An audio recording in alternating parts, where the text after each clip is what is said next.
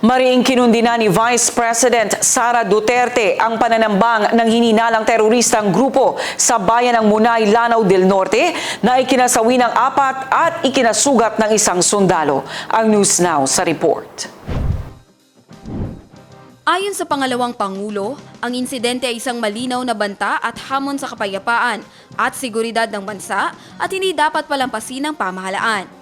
Nanawagan si Vice President Duterte sa mga kinauukulang ahensya ng gobyerno na tiyaking papanagutin ang mga nasa likod ng pag-atake at hindi titigil hanggat hindi nakakamit ang hustisya para sa 4 na nasawing sundalo. Binigyang diin din niya ang responsibilidad ng pamahalaan na pangalagaan ang kaligtasan ng mamamayan laban sa banta ng kriminalidad, terorismo at anumang puwersang naglalayong maghasik ng takot at kaguluhan sa bansa.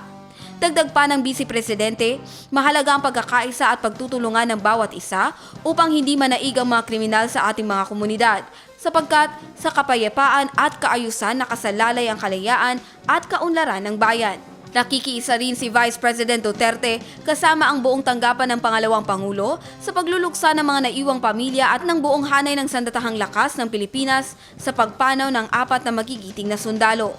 Ayon sa kanya, ang kanilang kabayanihan at sakripisyo sa paglilingkod sa bayan ay mananatiling buhay sa alaala ng sambayanan. Sa huli, muling nanawagan ng pangalawang Pangulo ng pagkakaisa at katatagan ng mamamayan laban sa terorismo.